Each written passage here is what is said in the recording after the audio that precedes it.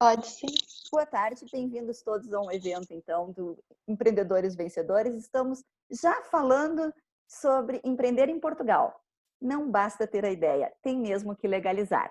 Estamos com a doutora Gabriela Teles, que é advogada especialista em direito empresarial e regularização também de pessoas em Portugal, na parte de imigração. E já estamos conversando um pouquinho, há algum tempo aqui, meio informal. Agora a Luciene vai nos fazer uma pergunta. Por favor, Luciene, com a palavra você. Ai, obrigada. Então, eu sou jornalista aqui no Brasil e estou aqui me organizando para ver se me mudo para Portugal, né? E aí eu estou muito confusa com essa questão de validar ou reconhecer, porque eu sei que tem algumas que é considerado profissional liberal, né? E aí eu queria saber como que é esse processo em Portugal. Até liguei hoje para o sindicato aqui, eles não conseguiram me responder. E também entrei em contato com a comissão, é uma comissão de carteira profissionais de jornalistas. Só que eles também não sabem me responder. Você tem que mandar lá para um órgão aí para olhar, tal. Mas eu queria saber assim, se realmente tem um reconhecimento profissional, o que eu devo fazer ou não. Eu tenho que mandar meu diploma para avaliar para uma universidade que tem jornalismo, só para eu até acho que vai um pouco de encontro no seu caso. Não sei se eu vou trabalhar como jornalista aí um dia, mas assim, eu tenho uma profissão, sou jornalista e quero ser reconhecida, ou se é possível. Era isso que eu queria. Não sei se vocês têm essa informação aí. Vamos lá. Ok, obrigada. Lucinha, obrigada pela sua pergunta. Estávamos mesmo falando disso. E como eu estava falando, depende de cada profissão. E é uma coisa que eu sempre falo, que é o seguinte, e eu falo isso para os meus clientes. Você tem que ver, que uma coisa é, a sua profissão demanda ou não demanda que você tenha um registro, né, uma regularização. Porque tem profissões que não precisa. A profissão de TI mesmo, né, não precisa.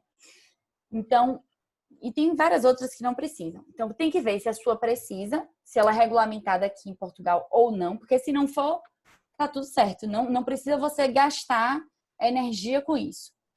Se ela for regulamentada, você tem que ver também se vale a pena você fazer, se você realmente quer continuar trabalhando na sua área, porque tem gente que muda de país, inclusive porque quer mudar de profissão, quer pensar em outras coisas, quer tentar novas possibilidades.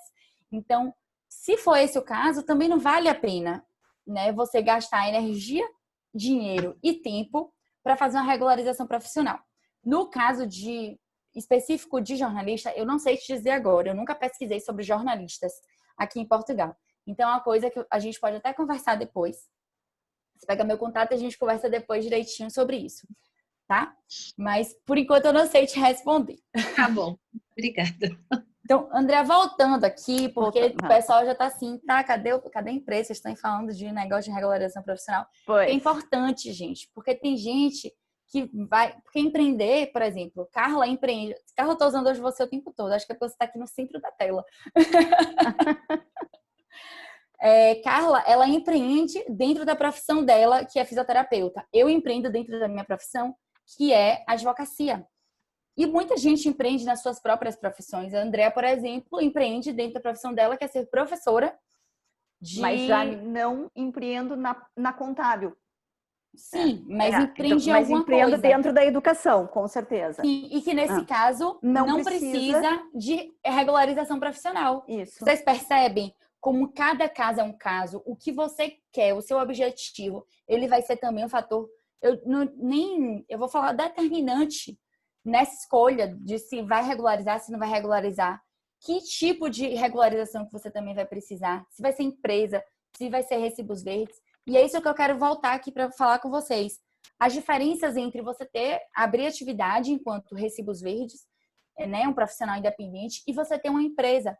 Porque as duas formas, elas são interessantes a depender do caso, né, do volume de negócios que você venha a ter, de qual seja o seu objeto de negócios mesmo. Então, tudo isso vai variar bastante. Para quem, por exemplo, empreende através de tem uma empresa mesmo, de comércio, alguma coisa assim, não precisa de regularização profissional, muitas vezes. Por quê? Porque um empresário, ele pode, inclusive, sendo uma empresa, né? Vamos pensar em uma empresa. A pessoa tem uma empresa, ela pode ser de qualquer profissão ou de profissão nenhuma, nesse sentido de formação, e abrir sua empresa. Isso ela está livre, ela não precisa de nenhuma, como é que eu posso dizer? De nenhuma licença profissional para atuar enquanto empresário, e ela pode exercer sua atividade através de pessoas que tenham essa regularização, tenham esses registros em ordens e tudo mais, e que vão prestar esse serviço, seja através de contratação, seja através de efetivamente uma prestação de serviços, tá? Então, tem que analisar caso a caso. André, quer falar alguma coisa? Quero. Eu tenho uma pergunta, como nós voltamos a falar de empresa, da Cláudia. Pode ser alterado o CAI de uma empresa?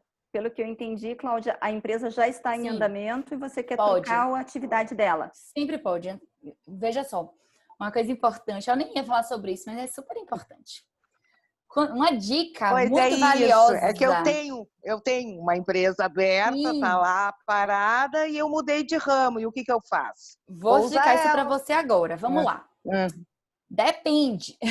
Vou falar genérico e já te faço perguntas e te respondo. Seguinte, quando você vai abrir a empresa, e lá vai a dica, principalmente para quem vai abrir sem advogado, porque você pode abrir sozinho, ir lá no balcão e abrir sozinho, ou talvez você tenha feito assim, Cláudia, lá atrás, não? Mas ou você pode fazer através de um advogado, porque o advogado, assim como os solicitadores também têm, e os notários, ele tem essa faculdade de realizar alguns atos em nome dos clientes, atos de registro principalmente. Então, o cliente fica no conforto do seu lar e o advogado resolve tudo para ele. Isso. Então, abre empresa, transfere carros, faz registro de um monte de coisa.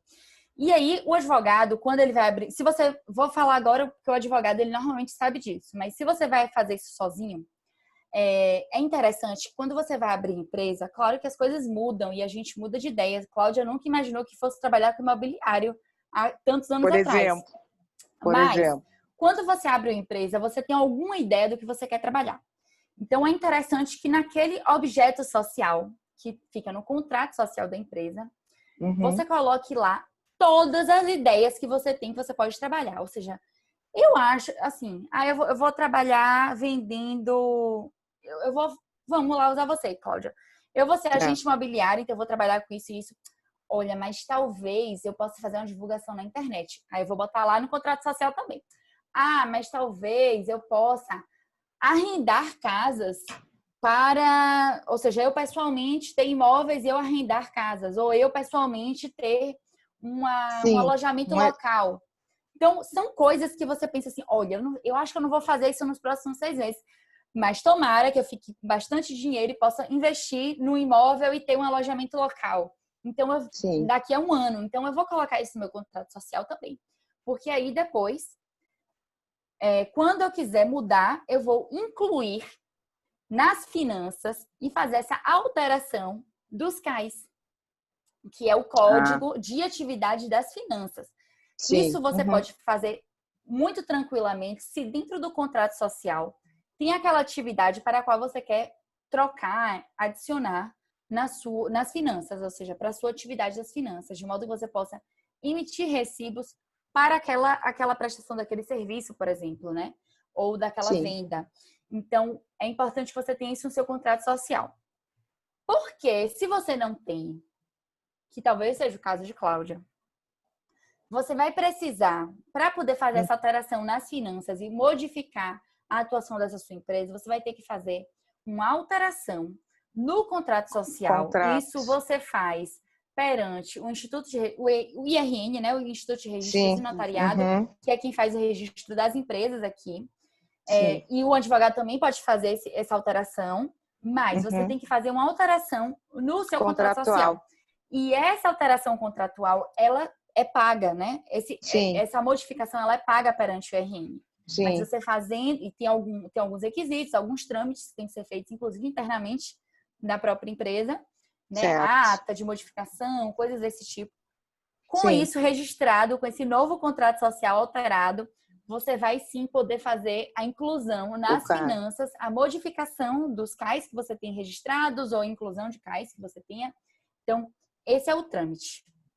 Ok, obrigada. Entenderam? Desculpa o abuso, Não, que é isso, Gabriela? Foi maravilhosa a muito pergunta. boa a pergunta. Eu Super tinha um importante. restaurante e agora eu sou agente imobiliário. E aí, o que eu faço com a empresa? Olha, mas eu acho que Muda eu o tenho isso. objeto. Muda o Eu vou dar objeto uma porque, olhadinha. às vezes, é mais fácil do que você... Fechar a empresa, abrir o Fechar a empresa e recibo abrir outra. verde. Que, olha, para fazer a alteração, você vai pagar uma taxa. Para fechar e abrir outra, você vai pagar de fechar e a de abrir. Não, eu vou olhar com calma ali o objeto. Muito obrigada. Obrigada Dá uma pela olhadinha. dica. Por nada, foi ótima pergunta. Eu que agradeço. A Gabriela Baldes, não lembro o sobrenome todo. E a Alexandra também quer falar. Acabou de perguntar se isso que a Gabriela está falando agora é sobre atividade ou é mesmo falar de empresa. Era de empresa nesse momento. Empresa, gente. Por quê? Porque atividade você pode... Ou quando você tem atividade aberta, você pode fazer alteração da atividade sem precisar mudar. Veja, você não tem um contrato social. Sim. Você vai através de uma simples declaração que, inclusive, você mesmo pode fazer no seu portal das finanças. Todo mundo que tem atividade aberta deveria, né? Eu ia falar tem, mas assim, deveria ter ou tem o acesso, né, ao portal das finanças. E aí lá você mesmo pode fazer essa alteração da atividade que você está prestando. Lembrando que algumas atividades... Não, eu ia falar uma coisa, mas assim, não interessa muita gente, não vou falar não. Gabriela, eu acho que é legal a gente falar que a pessoa também ela pode ter mais de uma atividade nas finanças. Pode. Tá? Você pode ter uma atividade acessória. Você pode ter a principal e a acessória. Então, por exemplo, a Andréia, se ela fosse contadora, é isso? Contabilista, desculpa. Você poderia ter a principal como contabilista e a secundária como professora. Estou dando um exemplo. Inclusive eu tenho, porque eu também, assim como Cláudia, eu faço part-time numa imobiliária. Então eu fui fazer o registro verde por causa da imobiliária. O registro verde, a gente já dá até outro nome, né? O recibo como trabalhador independente por causa da imobiliária. E aí já coloquei a parte de formadora junto, que naquela época eu ainda não estava pensando em atuar como formadora, ainda estava organizando a vida. Mas já deixei isso junto. Uma outra coisa, só, Gabi, que a gente, quando falou sobre o trabalhador independente, ele precisa fazer o registro em 2 lugares, que é nas finanças e na segurança social. E as finanças super importante isso. Que fazem automático. Não! E não acreditem, porque o meu passou o ano todo aquele do que a gente tem de isenção da segurança social, e eu, por neurose, fui 3 meses antes procurar na assistência social para saber, na segurança social, só um pouquinho, qual é meu número de NIS que eu não tenho, nem nada. E eles, a senhora não existe para nós. Eu tenho atividade, tá aqui. E eles, não, a senhora não existe. Aí voltei nas finanças e eles, assim, porque eu gosto muito de dar João 21 ali, que é a parte da... eu chamo que é a mente das finanças. Não pode resolver nada, mas lá eles dão consultoria para tudo. São os melhores funcionários das finanças que tem. E aí, falando com ela assim, por favor, eu vou te dizer como é que tu faz. Tu vai abrir o processo, vai levar todos os papéis lá na Segurança Social, mas tu vai na ouvidoria das finanças e vai fazer desse tamanho um e-mail para reclamar. Porque nós temos sim que mandar, porque eles têm um arquivo que vai direto, e esse arquivo, por norma, não vai. Por norma dá erro, porque então, assim, não é mais a exceção. Eles não fazem, eles não fazem. E aí, não fazem. Eu sei que depois que eu deixei toda a papelada lá, não levou 1 mês e meio, me ligaram da Segurança Social me dando nisso. Não sei qual dos dois que foi, se foi eu ter forçado na Segurança Social com documentos ou pela reclamação nas finanças. Mas nunca mais eu digo para ninguém ficar esperando que as finanças não adianta. Não manda, tem que fazer. Então, são 2 registros. Você abre atividade, e isso pode ser feito de forma presencial ou através do seu portal, você também consegue abrir atividade. Em alguns computadores dá problema, então assim, você tenta, se não conseguir, você vai nas finanças, mas tem que fazer a informação também na Segurança Social, fazer o seu cadastro na Segurança Social. Por quê? Porque existe a obrigação de fazer a prestar declarações e fazer o recolhimento na Segurança Social, só que você tem uma isenção, tá, gente? Então, isenção não significa que não existe obrigação. Isenção significa que a obrigação existe, mas que você não precisa fazer. Ok?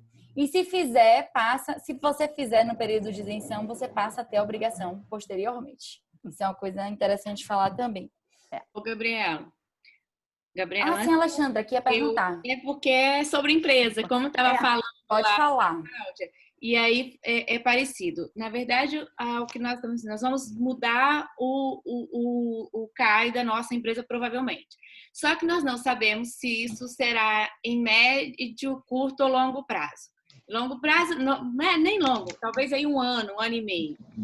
E aí, nossa dúvida é se vale a pena, porque nós somos sócios. Eu e meu marido até que está aqui ouvindo também, e nós somos sócio, e nossa dúvida é se nós vamos fechamos por um tempo, fechamos essa e reabrimos outra daqui a um ano, uma média mais ou menos, ou se existe uma possibilidade dessa empresa ficar inativa, como seria no Brasil, não sei nem o nome que dá aqui, e nós termos menos custos com isso, né? Porque tem um custo alto, ter uma empresa aberta, e se era possível ficar esse tempo até nós encontrarmos aí o novo caminho aqui em Portugal, devido aos nossos negócios estarem espalhados.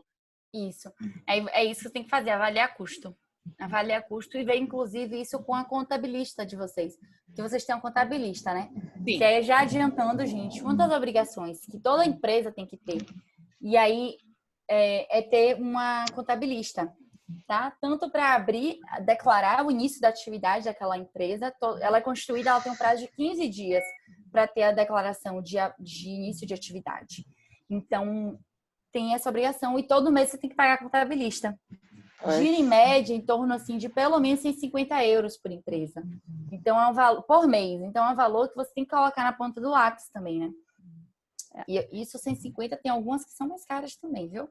É interessante que a profissão não é regulamentada, mas nenhuma empresa pode existir sem ter um contabilista. Aqui é quase um contrassenso, oficial de contas. Um oficial de contas, Precisa do técnico oficial de contas. Então, Alexandre, é mesmo fazer uma avaliação de quanto vai custar cada tipo de coisa, viu? O que é que vale mais a pena, se é manter, se é... Pronto, até ver se você consegue fazer esse encerramento da atividade perante as finanças e ficar sem ter esse contabilista. É uma possibilidade que você avalia junto com ela, mas é fazer conta. No final das contas, é fazer conta. Quanto tempo você pretende ficar sem empresa, com a empresa? Então, não tem uma fórmula mágica. Mesmo com ela parada, eu sou obrigada a ter o contabilista, né? Sim. Sim. Porque tu tem que fazer as declarações mesmo que zeradas.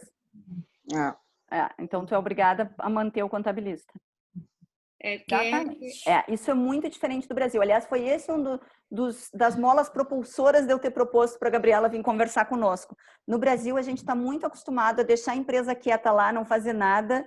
E eu vou dizer uma coisa que acontece no Brasil, Andreia, que é o seguinte: no Brasil tá todo mundo acostumado com refis, um bocado de FIIs das contas, ou seja, você deixa de pagar um imposto, o dinheiro que... E, gente, isso é uma conta que muito empresário faz, não sei se vocês já ouviram falar disso, mas isso acontece muito. Sim. Você, ao invés de pagar o imposto, você pega esse dinheiro que ia para o imposto, aplica o dinheiro, fica lá rendendo, tal e tal e tal e tal. De repente, o governo lança um refis, lança um jeito de você refinanciar, sem juros, sem multa, nananana. E aí o que acontece? Aquele dinheiro que estava aplicado, ele vira um dinheirinho maior, você consegue pagar e até lucrou com isso, né? Sem pagar imposto. Aqui isso não acontece. Aqui não existe isso. Aqui não pagou, é rápido, inclusive, que acontece. Inclusive, processo de execução fiscal, né? Começa com administrativo e depois... São para todos os tipos de tributos, né, Gabi? Assim, todos. Assim, mesmo para pessoa... Como é que chama aqui? Pessoa coletiva e pessoa física. Tudo singular aqui. Tudo. Mesmo para pessoa singular, se você não pagar, eles bloqueiam a tua conta bancária. Outro dia eu estava no banco, meu gerente tentando explicar para uma senhora chorando que ela precisava mexer, e ele dizia, eu não posso, eu recebi aqui uma carta, uma comunicação das finanças, eu bloqueei a sua conta. Enquanto as finanças não liberarem, eu não posso fazer nada. Então, ela não podia ter acesso à conta bancária. Eles levam teu imóvel para leilão. Para hipoteca, né? Assim, sem nem pestanejar, é uma coisa impressionante nessa parte de tributação. E aqui tem muita coisa assim... Tem um retorno também, né? você tem um retorno do que paga, é diferente daqui, né? Tem. Você paga, é sim. roubado e não tem o serviço, né? Tem diferente, isso. Aqui a carga é alta também, assim como no Brasil, mas é que você consegue ter acesso à saúde, à segurança principalmente, eu acho que essa é a maior diferença. Você consegue ter acesso à educação para as crianças, né? Existe. Não que todo mundo que esteja aqui use o público. Isso é um fenômeno que, para quem está no Brasil, é interessante falar isso também, André. É super importante isso, porque para quem está no Brasil, e eu vou falando de mim também, eu também pensava assim, lá toda escola pública é boa, a saúde pública é boa em todos os lugares, e quando eu cheguei aqui, que eu vi a realidade de pessoas portuguesas, inclusive, que tem plano de saúde, que os filhos, que paga escola para os filhos, isso existe, tá? Por quê? Porque nem toda escola pública é boa e nem todo lugar tem saúde muito boa. Então, vai depender do lugar onde você more. Isso é uma coisa interessante também. Tem nada a ver com o assunto de hoje, mas é super importante falar. Para o Pra quem tem planejamento filho, das pessoas, né? Exatamente. Para quem tem filho, o lugar onde você vai morar, você vai alugar um lugar para morar, que se chama arrendar, ou que você vai comprar. É importante você ver se esse bairro que você achou interessante, aquele imóvel, no valor bom, ele tem boas escolas. Porque a escola que o filho estuda é de acordo com o endereço de onde você mora ou do seu trabalho. Um dos dois lugares. Mas, assim, isso é uma coisa importante, porque a escola ela é boa em alguns lugares. Gabriela, eu acho que uma coisa interessante também da gente falar, que algumas pessoas elas confundem, que elas vêm com o PB4 do Brasil e aqui a saúde é pública. Mas é pública no sentido de ser de todos, não no sentido de que você não tem que contribuir, que você não tem que pagar. Não é que seja público que é grátis, porque as pessoas também têm essa percepção diferente, porque no Brasil a saúde pública você não paga, né? E aqui você paga. Olha, Estela, eu gravei um vídeo essa semana falando sobre todos esses aspectos da saúde aqui. Então, para quem tem interesse, a gente não fugir muito do tema, vale a pena dar uma olhada, viu, gente? Eu coloquei o canal do YouTube da doutora Gabriela já aqui nos comentários também. Vou tem muito vídeo lá, inclusive, tem muita coisa lá. Sobre regularização profissional. Na semana passada eu falei sobre regularização profissional e eu gravei um vídeo essa semana sobre saúde, acho que foi segunda-feira, inclusive. Bom, então, voltando. Mas são informações bem importantes essas. E aí, sim. Eu vou fazer aqui um link mesmo do que eu já falei, porque pode ter alguma coisa repetida, mas é bom que repete. Então, recibos verdes, gente. O primeiro ano, ele é de isenção. Se você passar de 12, se a sua expectativa de recebimento for abaixo de 2.500 euros, tá? Ano inteiro. Se você ultrapassar isso, seja no primeiro ano, ou seja, se você já declarar que vai ultrapassar isso, ou se no segundo em diante você ultrapassou isso e aí você vai ter que fazer isso, você tem declarações, e é isso eu não falei, que isso é importante. Você tem declarações trimestrais ou semestrais, ou trimestrais ou mensais, de acordo com o regime que você escolher, de fazer declaração e de recolher imposto. Então, você tem recolhimento de imposto de IVA, né? Isso, declaração para as finanças, mensal ou trimestral, e de segurança social, mensal. Sendo que agora tem uma norma que é o seguinte, a segurança social, ela varia o valor que você paga de acordo com o que você recebe. Mas se você não passar do piso, você vai pagar um mínimo de 20 euros mensais. Isso depois do período de isenção, ok? E quanto é que custa o IVA? Depende da atividade que você vai realizar. Então, você tem alíquotas de 25%, que é o mais comum, 20%, 16%. Então, assim, depende da atividade que você está realizando. Ok? O que mais?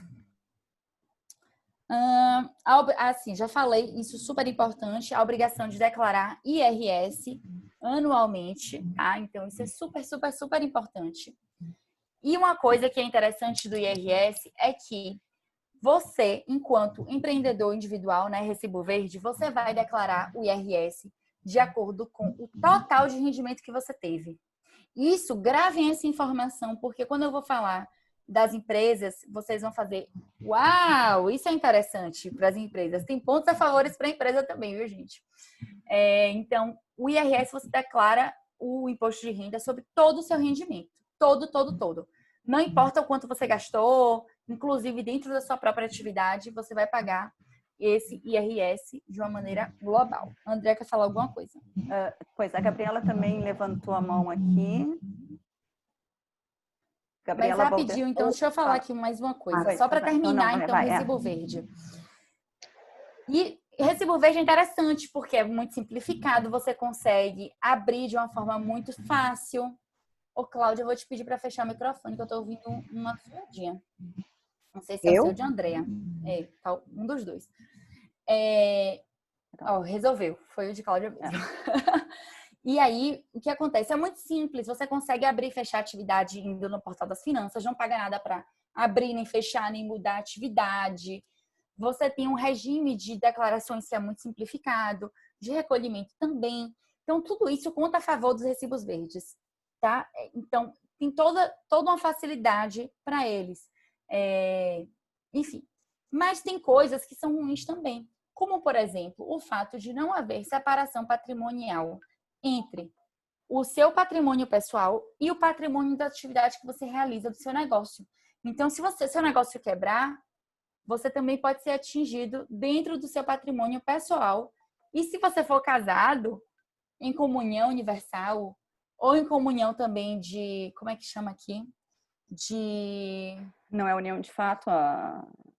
Não precisa ser união de fato. É uma questão do regime de casamento. Tá. Ou união parcial ou união geral, André. Pois eu também não lembro agora, e a gente põe direto ou comunhão total, né? Universal, ou comunhão parcial de bens, né? Que chama de comunhão de adquiridos. Lembrei. Isso. Do que se adquire após o casamento. Então, o seu esposo ou esposa, ele também pode ser atingido caso haja alguma busca, né? Alguma apreensão de bens. Pode buscar, não só vai buscar nas contas que você tem, porque é tudo a mesma coisa no final das contas, né? Você pode ter 2 contas bancárias, mas eles vão nas 2, porque as 2 estão no seu nome. Então, isso é um ponto muito importante a gente falar, porque, assim, sem dúvida, gente, essa questão do patrimônio é super importante, né? Super, super importante. A gente não imagina, obviamente, ninguém quando começa um negócio pensa que ele vai falir. Nem ninguém pensa que quando casa vai separar, né? Então a gente começa sempre na lua de mel, no negócio, no casamento, em tudo, no sonho, em tudo, mas pode não dar certo. E é uma coisa que a gente tem que estar atento com essa questão do patrimonial, da separação patrimonial, que é uma vantagem para quem tem empresa. Então, quem tem uma empresa constituída, você quando abre uma empresa, você está constituindo uma nova pessoa jurídica, né? Tem um número de identificação fiscal diferente, que é o número de identificação da pessoa coletiva, NIPC. Então, se tiver qualquer coisa com a empresa, daqui que chegue a você é muito difícil, né? Então, assim, aqui na desconsideração da personalidade não está tão forte como é no Brasil, que hoje em dia está muito forte, né? A desconsideração da personalidade jurídica no Brasil está uma coisa assim, principalmente na Justiça do Trabalho. E aqui há um respeito maior a essa divisão de patrimônio, divisão das pessoas, tá? Vou começar a falar das empresas. Posso? Ou quer me tirar alguma dúvida? A Gabriela queria fazer uma pergunta. Sim, por favor. Gostaria de fazer uma pergunta assim. É o seguinte, um exemplo, tá? Eu tenho uma empresa aberta há 2 anos. No primeiro ano e meio da empresa, eu não emiti nenhuma nota. Foi total de 0, né? Empresa, você fala recibos verdes? Desculpa, atividade, isso. Eu abri uma atividade e fiquei por volta de 1 ano e meio sem fazer nenhuma nota, né? Sem emitir nenhuma nota. E aí, também não encerrou a atividade? Não encerrei. E aí agora comecei a emitir nota, certo? Em janeiro. Certo. Uhum. Eu preciso... E aí, esse 1 ano de isenção, ele já passou, mesmo emitindo nota nenhuma. Sim. Sim. Não necessariamente, Não? Andréa, não. Se você não passou Isso já me explicaram nas finanças. Se você não passou do teto, não. Ah, tá. Então, Renova. se em janeiro eu comecei a emitir nota, eu vou ter que começar a fazer aquela declaração trimestral a partir de quando Você superar o teto. Então, só a partir do próximo ano, que eu vou saber, não é isso? Isso, exatamente. Ah. Mas, ó, isso é regra geral, tá? Mas aí você é bom você perguntar nas finanças. Agora sim, também não sei se é bom você perguntar nas finanças, porque eu não sei se você ficou com alguma pendência nas finanças, entendeu? Às vezes você ficou com alguma pendência nas finanças. Você tem acesso ao seu portal? Sim, eu não tenho nada, tá tudo ok. Não tem nada lá. Eu então... entro sempre, tá tudo certo. Então pronto. E fazer a declaração do imposto de renda, o IRS? Ano passado anual? eu fiz incluir, mesmo então... assim. Então tá tudo ok, né? Então provavelmente tá tudo certo. Tá bem, obrigada. Então, mais alguma pergunta? Gabriela, nós como brasileiros podemos pedir aquela equiparação de alguma coisa com os portugueses, equiparação de direitos, equiparação de cidadania, não, como é que é? Pri, diz o nome aí. Não. Direito de igualdade. Direito de igualdade. Isso faz alguma diferença para os empreendedores? Não. É porque se paga tanto imposto aqui, eu vejo os portugueses pagando tanto também quanto a gente, que não adianta ter direito de igualdade, que perante as finanças todo mundo já é igual, né? Para as finanças não tem. É interessante porque você vai ter o cartão de cidadão, é interessante, às vezes em alguns lugares eles pedem cartão de cidadão e te tratam melhor se você apresenta o cartão de cidadão. Sem dúvida tratam, sem dúvida. É bem diferente o tratamento. E você pode ter esse direito de igualdade, de direitos e deveres antes. Assim que você tem sua autorização de residência, no primeiro ano você já pode pedir. Então, não precisa esperar os 5 anos para ter um cartão de cidadão, né? Nesse sentido. Para quem estuda em universidade, que aqui é paga, é pública, muitas são públicas, mas elas são pagas, assim como é a saúde, que a Estela estava falando. Então, você consegue pagar propina igual aos portugueses. Exatamente. Porque existe uma diferenciação em algumas universidades. Existe. Então, para quem está estudando... Uma grande diferença. E para as escolas também? Escola primária, escola secundária, não. Só na universidade que vai ter essa diferença? Só na universidade. Não, porque, inclusive, veja só, as escolas... Tem escola pública, né? E não é paga. Então, eles não fazem essa diferença por isso. Tá? Mas é interessante. As escolas que você tem que pagar, eles fazem em relação aos rendimentos dos pais. O que você contribui em relação à escola depende pública. Da escola. São os escalões, na verdade. Tem que solicitar na Segurança Social, né? As escolas públicas, eu acho. Tem as escolas públicas. As escolas privadas, a escola privada, o colégio. Se quiser estudar no salesiano, não. Vou só fazer aqui uma parte. Escola é o ensino público. Colégio é o ensino privado. Porque pra gente não é, mas aqui escola é pública, colégio é privado. Eu levei uns 3 meses para entender por que a minha filha. Olha, eu não conhecia isso. Tô aprendendo muito, adorei. Mas assim, com relação às finanças, isso não faz muita diferença. O que faz diferença se você é, nas finanças, se você é residente não habitual, ou se você é não residente. Porque se você for não residente e você não tem nenhum rendimento aqui, você não vai pagar nada. Se você é residente não habitual, você vai, para as finanças, fica como se você estivesse pagando no Brasil. Se você é residente aqui, e aí isso é uma coisa importante, se você é residente aqui, em tese, você teria que dar saída definitiva no Brasil. Porém, em tese, não necessariamente, porque se você continua... Isso é uma coisa, gente, esse é bem complicado, Gabi. Fala isso. Fiscalidade é uma coisa super... Assim, tem regras... O que acontece? Você tem regras de 2 lugares, veja só. E tem gente que precisa de regras de mais 2 lugares, porque tem gente que tem nacionalidade de um lugar, tem bens em outro, vive em outro e faz essa outra coisa em outro. Então, essa questão da fiscalidade, ela vai depender das relações que existem entre aqueles países. Por quê?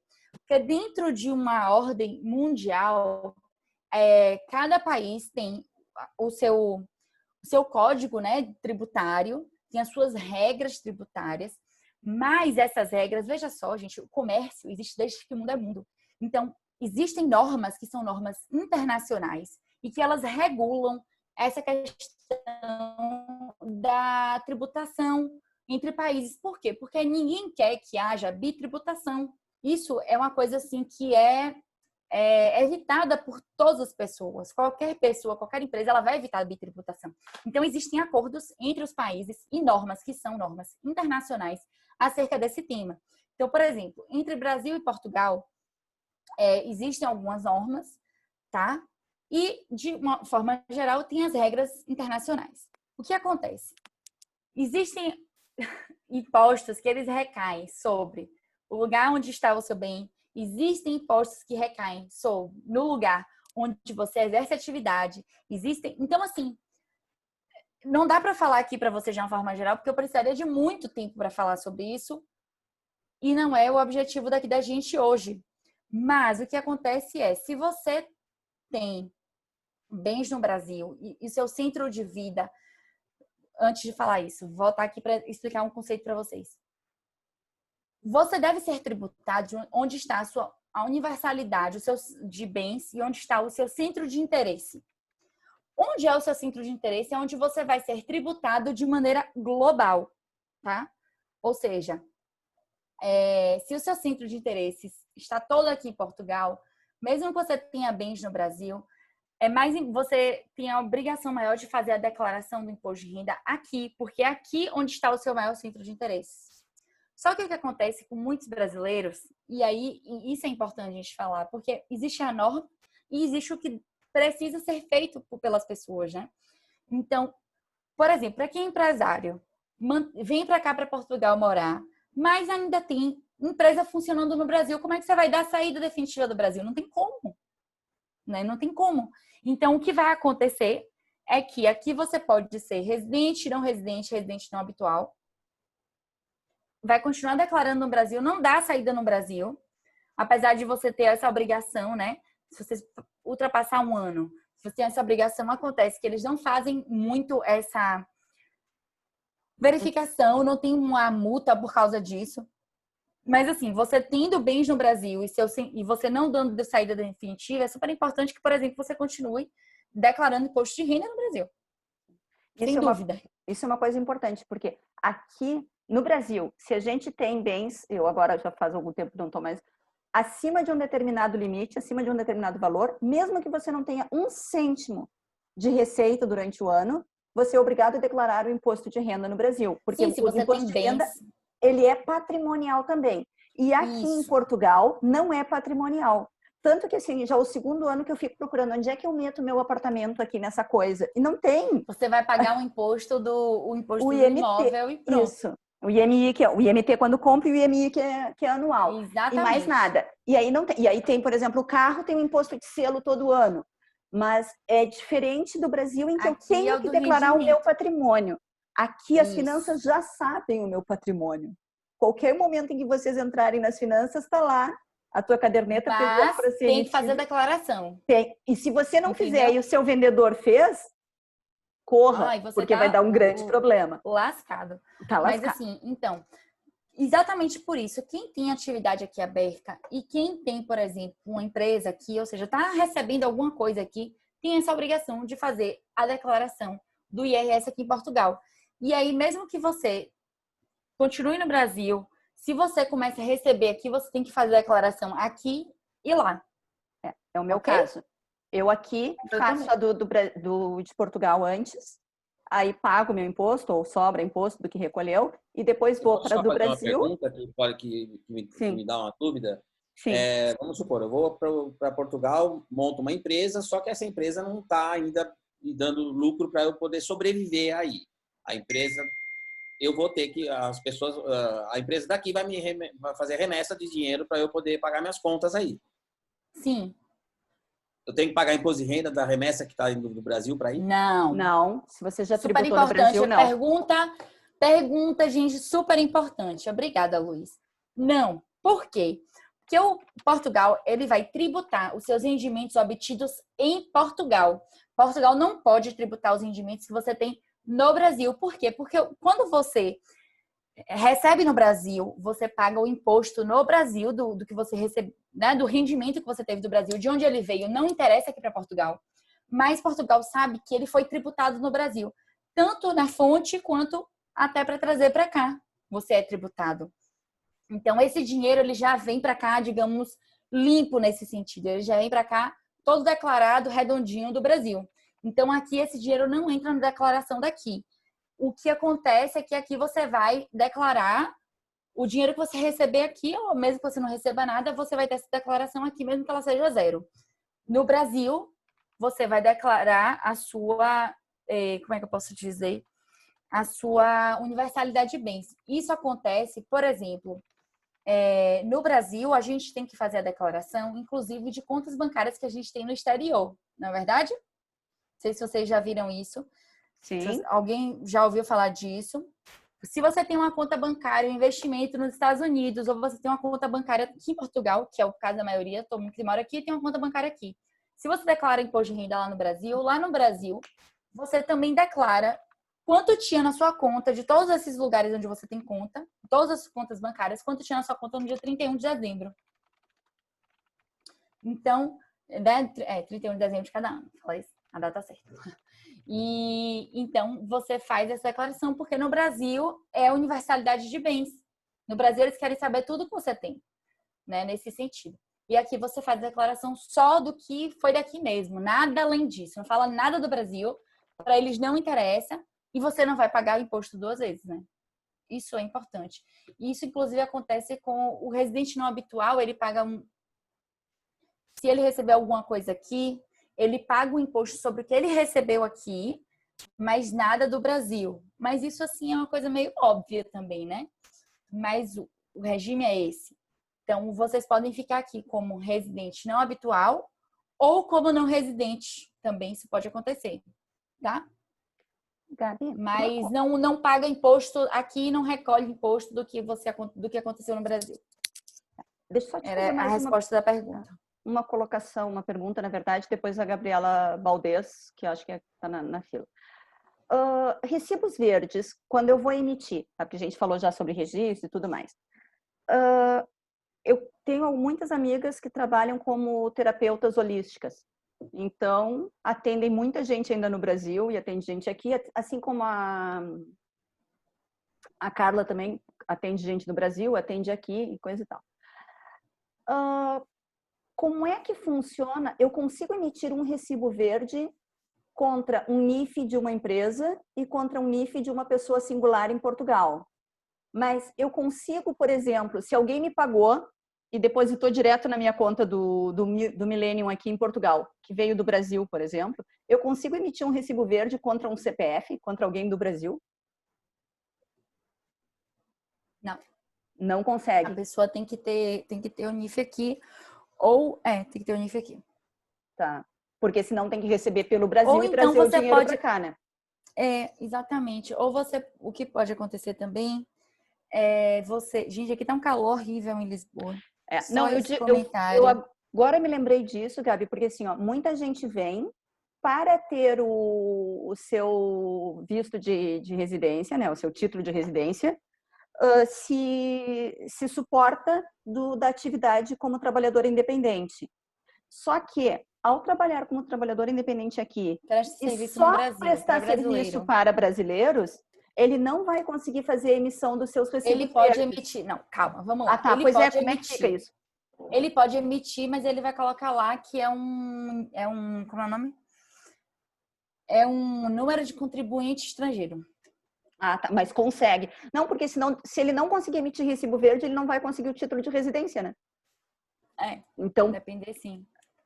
Por isso que agora me chamou a atenção disso, porque eu pensei em algumas terapeutas que conheço que não tem quase cliente aqui, mas tem clientes no Brasil e precisam do recibo verde para poder fazer a comprovação para o seu título de residência. Sim. Então, se consegue ou não fazer essa emissão. Olha, eu nunca fiz, mas eu sei que, por exemplo, empresas conseguem fazer. Tá. Eu posso... Gabriela, eu acredito que se ela consegue comprovar que esse dinheiro entra, eventualmente o CEF não vai fazer nenhuma Não Desculpa, sei. Faz Faz sim. Pelo tipo de visto que ela está pedindo. Isso. Diferente, porque veja só, Lucinha Jovem que passa a palavra, deixa eu explicar isso. Não. O que acontece existe tipos de visto, cada visto ou não, autorização de residência. Cada autorização de residência, ela tem um motivo que justifique a sua estada aqui. Você pode ter o motivo de estar aqui, como reagrupamento familiar e exercer uma atividade profissional. Mas o seu motivo é o casamento. Como você está ganhando esse dinheiro, não interessa para o CEF nesse sentido. Se o seu motivo for estudo, você tem que mostrar lá que você está estudando, comprovar que você está lá estudando. Você pode até trabalhar e ganhar dinheiro, mas o seu motivo de estar aqui é estudando. Você pode ter um motivo... Você só pode trabalhar e ganhar dinheiro se o seu visto de estudante te permitir que você trabalhe. Porque tem visto de estudante também que não permite que trabalhe. Isso. Tem que vir no exatamente. Mas isso não é uma coisa muito complicada, não. Para quem é de ensino superior, isso é fácil, mas assim... Tem gente que não consegue, tem que ter atenção lá de pedir na hora, né? Uhum. Aquelas coisas que só o advogado lembra na hora de fazer a autorização de residência. Mas para quem trabalha, quem trabalha, e o motivo da autorização de residência é trabalho, pode até estudar, mas vai ter que comprovar que está trabalhando para poder manter a sua autorização. Então, são coisas diferentes. Luciene, diga. Então, pegando um gancho, né? Da questão do recibo verde. Eu, aqui no Brasil, eu sou jornalista, eu trabalho com assessoria de imprensa. Então, eu tenho uma microempresa, né? Tenho os meus clientes aqui, emissão da fiscal, tal. E eu pensando assim, eu falei, eu vou me organizar para tentar dar entrada no visto D7. Porém, me falaram que como é uma microempresa, talvez ele seja muito frágil para eu dar entrada nisso e aconselharam ver o D2 como empreendedor. Como é que chama? Depende do seu caso. Um empreendedor. Então, aí vai depender do seu caso. Então, depois eu vou falar com você sobre isso fora. Mas assim, melhor depois a gente conversar e aí ver qual é o caso mesmo. Porque assim, vai depender, na verdade, do volume de negócios. O que o visto está querendo saber não é qual é o tipo de empresa que você tem, mas é se sua empresa, ela lhe mantém. Se você tem, ou seja, enquanto rendimentos próprios, né? Ou seja, se você tem uma empresa que ela se mantém, te suporta, se ela cumpre o valor mínimo para você morar aqui, você é individual, né? Ainda tem a questão da família, mas... Não, sou sozinha. Pronto, então assim, se você tem comprovado todo mês ali, regular, pelo menos 635 euros, você consegue o visto. Então, mas aí o que eu ia falar era uma outra questão. O que eu ia pegar era do gancho dela mesmo. Porque, por exemplo, vamos supor, eu tô aqui, eu tenho minha empresa e tal. Aí, Luciene consegue um contrato de uma empresa aí de Portugal, né? Para prestar um serviço para eles de assessoria de imprensa. Tanto trabalhar aqui e aí. Fazer divulgações independente dos países. Perfeito. Aí, muita gente faz isso. Aí que tá, na hora de eu emitir essa nota vai ser da minha empresa aqui do Brasil ou eu tenho que fazer o NIF, tudo direitinho e ter um recibo verde para emitir para esse cliente em Portugal? Caso que você tem aqui. Caso, principalmente, se eu queira aproveitar que eu vou ter um contrato com ele, olha, Luciano, vamos te contratar por 2 anos para você fazer a nossa assessoria, aí eu vou então eu vou tentar entrar com visto D2, né, de empreendedor para poder... Perfeito, exatamente. Aí a pergunta é essa, eu tenho que ter esse recibo verde ou só esse contrato com essa empresa eu já posso dar entrada e eu vou ter que emitir para ele recibo verde ou da minha empresa aqui no Brasil? Isso. Vamos lá. Depende do momento. Para pedir o visto, não necessariamente. Se sim, é melhor, é mais interessante. Mas para solicitar o visto, eles não exigem isso. Quando você estiver aqui, que você for para o CEF, é necessário que você já tenha tudo regular, porque o CEF sim vai lhe exigir que você já esteja regular, já que você está aqui em Portugal, você já tem que estar regular. Tem que estar com a atividade aberta, com o número de segurança social, eventualmente, se possível, se já tiver dado tempo, com algum recibo emitido. Então, depende do momento. Mas é melhor a gente conversar depois. Tá, depois. Eu só queria... Agora já começou clareando. Mas entendeu? Entendeu mais ou menos? Pronto. Que é possível. É possível. Muita gente faz isso. Eu tô com um caso agora exatamente sobre isso. A pessoa trabalha em vários lugares do mundo. Como é que ela vai fazer para vir para cá? E ela agora está no Brasil. Então, assim, tá? Muito. Dá para fazer. Dá para fazer. Andréa, o pessoal já tá indo embora. Era que eu ia dizer, já somos 18h36. Olha, deixa eu falar super rápido, sem perguntas, sobre a empresa. Só para não ficar sem falar. Então, empresa, pontos positivos de empresa. Pode contratar, a empresa, ela pode contratar pessoas, ter empregados, isso é um ponto bem bacana, porque a depender do fluxo, do tamanho de negócio que você vai ter, vale a pena você ter uma empresa nesse sentido. Ponto negativo. Tem que pagar para abrir empresa. Todo mês tem contabilista para pagar. O recolhimento de IRC, que é o equivalente ao IRS, ele também acontece todos os anos. Então, você tem que fazer. A empresa também tem que declarar. Claro que essas obrigações, como você tem uma empresa, você tem um contabilista, você não tem nem que se preocupar muito com essas declarações, porque o contabilista já vai pensar para você. Isso é bom. É menos uma dor de cabeça. O contabilista faz declaração dos empregados, porque tem declaração de empregado de IVA, de IRS, de Segurança Social, tudo isso. Ou IVA não, falei besteira, de IRS e de Segurança Social para os empregados. Então, a empresa ela faz declarações também nesse sentido. Tem que declarar, tem que declarar IVA, e aí ele pode ser mensal ou trimestral, assim como para quem tem atividade aberta. Já falei que tem a obrigação de ter esse TOC, que é o técnico oficial de contas. Então, assim, é bem interessante. E aí, vocês lembram que eu falei assim, olha, IVA ou IVA... Sei que não é para fazer perguntas, mas tem um mínimo de investimento dessa da empresa? De vencimento o quê? De capital social? Isso. Pode ser €1. Sem brincadeira, pode ser €1. Claro que a gente nunca aconselha que seja €1, por quê? Porque com €1 você não vai conseguir nada nem no banco. Então, assim, ele tem que ser um capital social que ele seja real, assim, em algum sentido real, mas ele não precisa ser muito alto. €1.000, €5.000, você já consegue ter um bom capital social, a depender do que você quer. Claro, isso depende muito da atividade que você vai realizar. Sim, mas é mais fácil conseguir a moradia aí? De permissão de moradia? Sim, claro. Olha, foi uma pergunta boa também. Então, o que acontece é que você, enquanto empreendedor, você abre uma empresa. Então, para abrir a empresa, você precisa do NIF, abrir a empresa. Com a empresa aberta, ela tem algumas obrigações também, mas assim, com a empresa aberta, você no Brasil pode solicitar um visto de empreendedor. Então, você vai apresentar um plano de negócios e no Brasil mesmo você vai conseguir um visto, vai chegar aqui e vai ter a sua autorização de residência. Ou, se você já estiver aqui, abrir uma empresa, você pode solicitar diretamente aqui sua autorização de residência. Então, sim, é um ótimo caminho. Gente, eu falo sempre, é um ótimo caminho para quem quer vir morar em Portugal com família ou sem família, abrir uma empresa, empreender. Porque você, claro, não pode abrir qualquer coisa, mas assim, você tem um plano de negócios que nem é muito, não precisa nem ser aquele plano de negócios maravilhoso feito pelas Big Fours.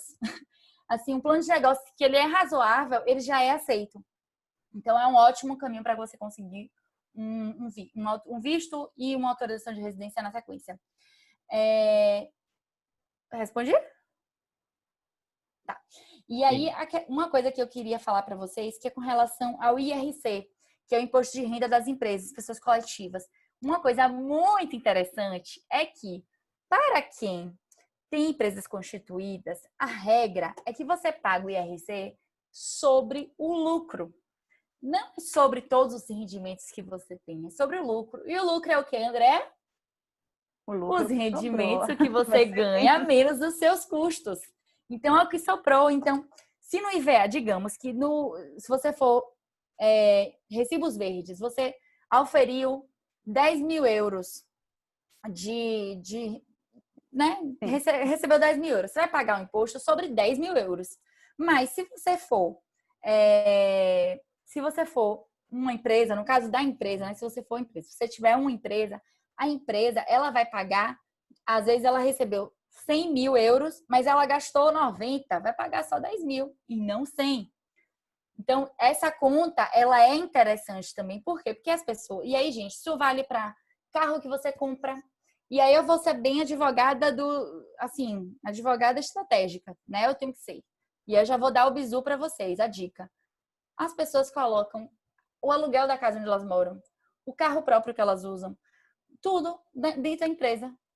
Você justifica que é para a atividade da empresa e diminui bastante o imposto que se paga. Gente, um monte de português faz isso.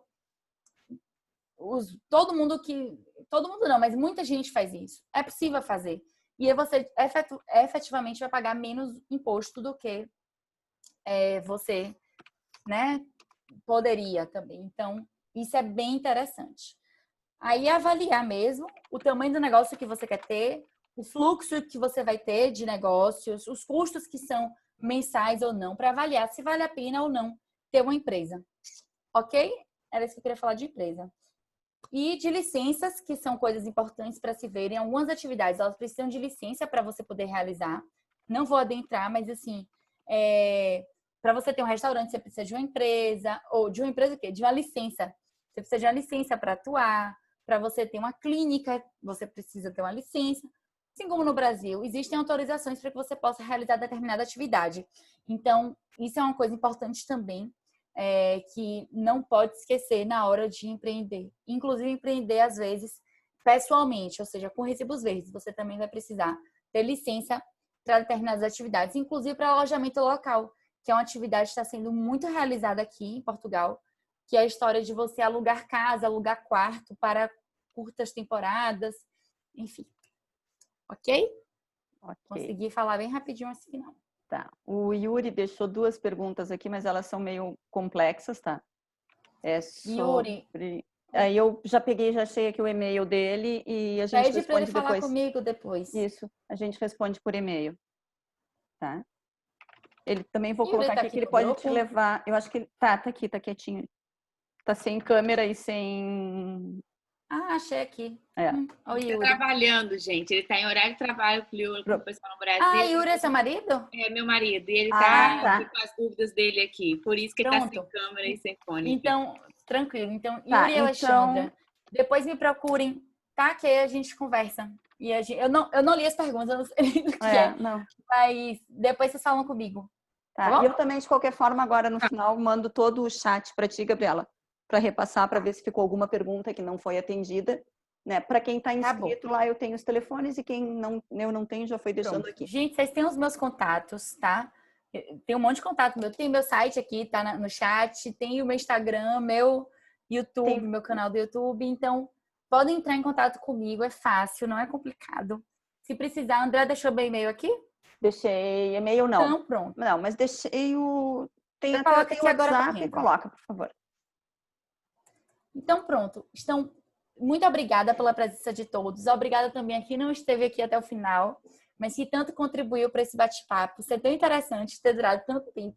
É verdade. A gente programa muito obrigada pelas contribuições, pela participação. É sempre uma honra poder falar sobre o meu trabalho e poder divulgar conhecimento mesmo, conhecimento e informação, que é tão preciosa, né? Hoje e sempre. Então, muito obrigada a todos. Obrigada, André, pela oportunidade. E fico à disposição de vocês. Tá bem. Ficaram todos os teus contatos. Agora também colocaste o teu e-mail. Conseguiu colocar, Gabriela? Teu e-mail? Tô escrevendo. Tá, e agradecer aqui especialmente a minha colega, Gabriela, pelos ensinamentos, por tudo que você passou aqui pra gente. A Andréia também, que está sempre solista. E é isso. Muito obrigada pela oportunidade também. Obrigada, Estela. Eu que agradeço vocês. Quem quiser fazer parte do nosso grupo Empreendedores Vencedores, gente, não paga nada, é um grupo de WhatsApp. Eu tento no máximo regular, porque não fique aquelas coisas assim, oi, bom dia, né? A semana é linda, os pássaros voam. Não, é para falar sobre empreendedorismo. Se alguém pede uma dica, vocês conhecem algum contabilista? Só pode indicar se as pessoas forem do próprio grupo também. Só se não tiver ninguém naquela profissão dentro do grupo, daquele empreendimento, aí sim a gente indica gente de fora. Mas senão, a gente faz muitas indicações. A Priscila, inclusive, do Doce, estava aqui e saiu agora, porque foi atender uma indicação da Gabriela, que fez hoje à tarde para ela lá no grupo. Foi mesmo? Olha! Então, assim, a gente faz negócios também no grupo, é interessante. E também lá se discute muitas coisas, se trocam informações, é um grupo muito, muito bom de participar. Para a semana que vem, vamos ter um evento também aqui muito bom, e assim, com a pessoa que é muito humilde para falar dela própria, porque nós vamos falar sobre Excel para empreendedores. Como você pode fazer sua gestão de forma mais rápida e eficiente. Tá? Então, semana que vem sou eu já falando... participei de foi maravilhoso. Fiz curso com a Andréa, que durou até semana passada. A cabeça tá assim, ó, fervilhando. Ontem, inclusive, Andréa, eu na hora de dormir, eu tive uma ideia assim de como estruturar umas coisas na planilha que eu tô precisando. Peguei um caderno para anotar e João do meu lado, tá fazendo o quê? Eu falei, eu preciso... A ideia veio, deixa eu anotar aqui, porque depois de um curso que abre a nossa cabeça, então vale muito a pena. Participem na semana que vem, vou participar. Então, semana que vem eu vou estar aqui falando, então, como o Excel pode ajudar os empreendedores, né? Porque normalmente, quando empreendedores, a gente começa pequeno, né? E começa sendo o vendedor, o marketing, o operações, a gente é quase tudo. A gestão tem que ser mais simples, né? Os controles têm que ser mais simples. Então, o Excel pode ajudar muito nisso. E semana que vem, então, são dicas sobre isso. A gente aqui fala sobre Instagram, como é que a gente trabalha em redes sociais. A gente fala como ser mais produtivo. Na semana passada, nós falamos sobre o medo.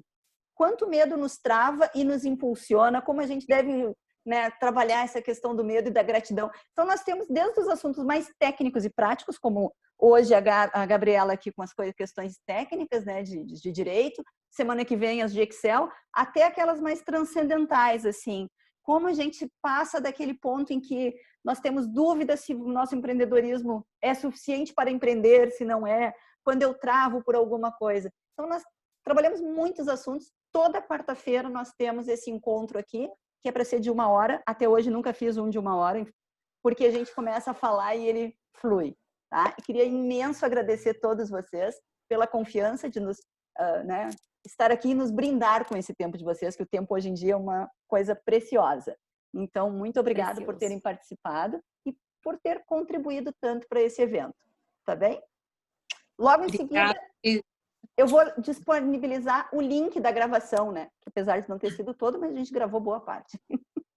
Tá bem? Boa parte. Então tá, gente. Muito, beijo, muito gente, obrigada. Tita, amei te ver. Os outros também, mas é que ela fazia muito tempo que eu não via.